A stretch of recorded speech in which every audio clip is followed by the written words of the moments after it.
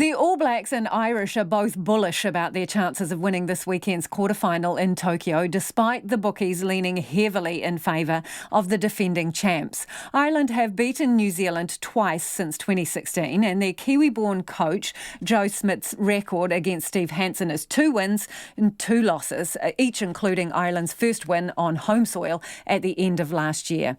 The Irish have lost star centre Bundee Aki for the rest of the World Cup due to his suspension for a high tackle in their win over Samoa. But they're embracing the underdog status, while the All Blacks will be confident but wary of being labelled heavy favourites. Rugby reporter Joe Porter has just got out of the latest All Blacks press conference, fronted by assistant coach Ian Foster, forwards Matt Todd and Ardie Savea, Joe Moody and Dane Coles.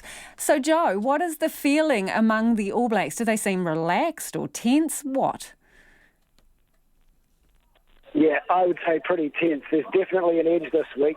The All Blacks are nervous about this Irish side. Like you mentioned, Steve Hansen and Joe Schmidt have a 2-win, 2-loss record against each other. The Irish have had the All Blacks number twice in the last 4 years, or twice in the last 4 games they've played.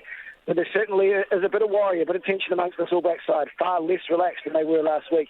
And that was very obvious when Ian Foster was giving some fairly catchy answers to some questions about what made the Irish such a troublesome side for the All Blacks. Interesting. Hey, they've got the Welsh referee, Nigel Owens, who obviously has a significant track record. Are they happy with that choice? Yeah, they are happy with that choice. In fact, they'll be very, very happy, considering they could have had a couple of Frenchmen who they have had some troubles with in the past. And they're very happy with referee Nigel Owens. He is one of the best in the game, if not the best. Seems to have a good relationship with the players and the All Blacks as well. So I think they'll be very happy with that. And they'll be happy with the rest of the referees' appointments too. Yes, so they've really could probably come up trumps with that one there, the All Blacks. They'll be very pleased. So what makes Ireland such a tough side for the All Blacks to beat then? Well, Coach Joe Schmidt is a very sort of cognitive coach. He does a lot of thinking, heaps of analysis, and he really does have, I guess, a bit of an idea of how to beat the All Blacks, how to contain their strengths and exploit their weaknesses. Steve Hansen earlier this week said too much analysis can be a weakness. Now, that is obviously a shot at Joe Schmidt, so there's tension between the two coaches, of course, because the Irish have had the All Blacks number. Andy Farrell, the defensive coach, he's got a particular defensive system that the Irish employ, which really has shut the All Blacks down in the past, and they've had a lot of trouble breaking through that defence. They've been able to stifle the ABs and expose their weaknesses in many ways, so I guess they are one of the teams that the All Blacks have found the hardest to beat in recent times. Yeah, and so who are their key players going to be, and what are they going to be up to try and unsettle the ABs?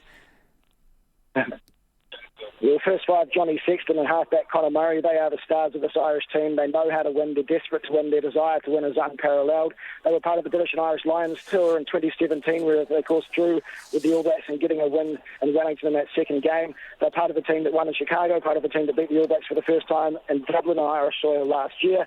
They'll be looking to box kick a lot from halfback Conor Murray to put pressure on these rookie AB wingers under the high ball. And, of course, that Andy Farrell rush defence will really come to the fore as the Irish look to slow down the All Blacks ball and stop them using any of their firepower out wide.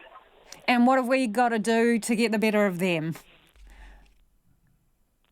Well, the All Blacks have to get ascendancy at set-piece, scrum time and line-out. They have to be good at the breakdown and get ascendancy there so they can get that quick ball to execute their plays they want. They'll have to come up with a few exciting things like cross-field kicks to try and unlock the rush defence, and they'll use their forwards who have a skill set as ball players to try and move those last-minute passes to move the point of contact and get around this Irish defence.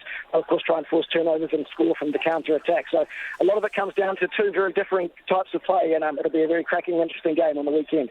You bet, Joe. Thanks, Joe. That is Joe Porter joining us there from Tokyo. And in breaking news, the Scottish Rugby Union has been referred to the Disputes Committee over their comments about the potential cancellation of their World Cup clash against Japan. The scratching of Sunday's match in Yokohama due to Typhoon Hagibis would have eliminated the Scots from the tournament, and Scottish Rugby Union Chief Mark Dodson threatened legal action to enforce the postponement. Now, Dodson has also said organisers would have taken action to ensure the match would have gone ahead if it involved the All Blacks.